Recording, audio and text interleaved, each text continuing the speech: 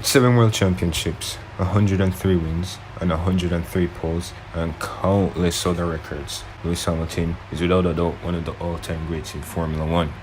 But here's the problem.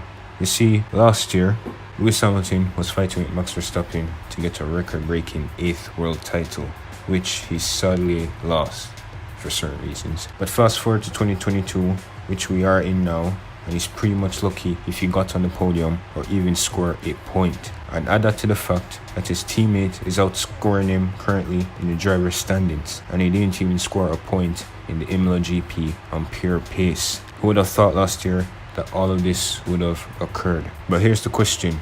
Why? Why is Lewis not as good as he was last year? Is he getting old?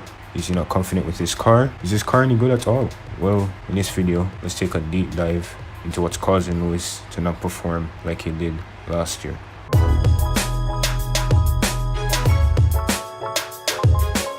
So, let's start with the beginning of this new season. This new season saw new regulations. The whole point of them was to make the racing closer and increase overtaking. These new regulations were an opportunity for the smaller teams and Ferrari to have a chance to improve and have a car that can get points consistently. Or if you're Ferrari, you wanted to have a car that can get a championship. But anyway. So in comes the first round in Bahrain, and well, it was a big shake-up. In qualifying, it looked like all of the Ferrari-powered cars were faster than last year. Alfa Romeo and Haas made Q3, while Mercedes-powered cars, except for Mercedes themselves, got knocked out of Q2. Things weren't looking good for the Mercedes-powered cars. When it was race day, Mercedes was running in the top 10 the whole entire race. And after both Red Bulls ended up retiring because of reliability issues, Lewis managed to snag P3 while George was P4. If it wasn't for both Red Bulls retiring though, Mercedes would have been 5th and 6th, and Ferrari wouldn't have gotten their 1-2 as well. Anyways, on to Jeddah now, where we saw things deteriorate. Lewis wasn't setting fast qualifying laps, and it looked like he wouldn't make it into Q2. When he crossed the line to set his final lap time, he barely made it into Q2.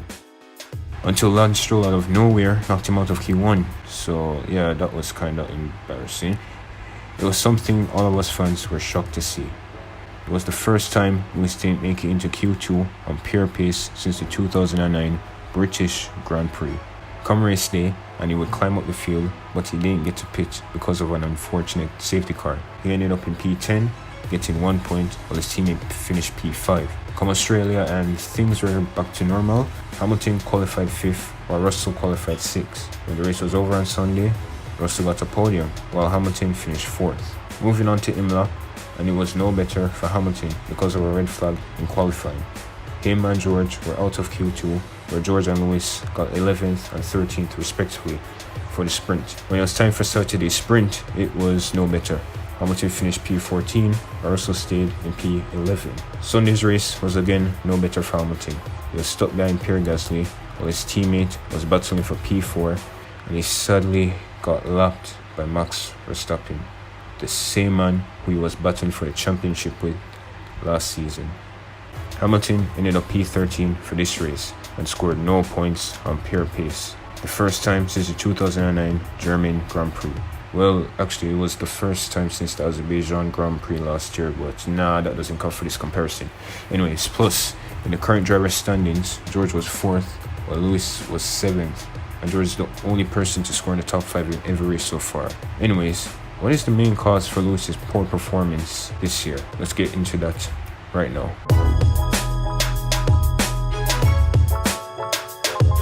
The main reason for the lack of performance is that Lewis is not really confident in his car. You see, throughout the whole entire season, Mercedes have been suffering from a lot of porpoising. Yes, Ferrari and a bunch of other teams are dealing with a lot of porpoising, but it looks like it's not affecting Ferrari's performance unlike Mercedes. And here's why. Mercedes had to increase their ride height in order to limit the porpoising. Increasing the ride height will give less downforce, but despite increasing the ride height a little and I guess removing their side pods, they are still suffering from it. At the Imola GP, the Merc drivers had to lift on the straights before going into a turn to deal with it. That is something you don't want to do as an F1 driver, especially if you want to win races. But wait a second, Daniel, if that's a problem, then how is George Russell still able to be in the top 5 in every single race so far while Hamilton isn't up there? Listen, like I said, Lewis isn't confident in his car, and if you're not confident in your car, then you're not going to be confident in your driving. Like, it makes sense. Like I said earlier, these are new regulations with new aerodynamics on them. Some people are going to get used to it faster than others, so maybe the car just doesn't fit Hamilton's driving style. But don't worry, Hamilton fans, this isn't the end. Mercedes are looking to bring in some upgrades for Miami, so there's still hope for y'all, okay?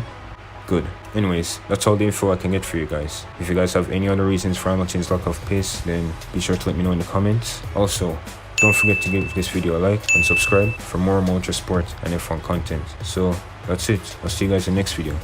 Peace.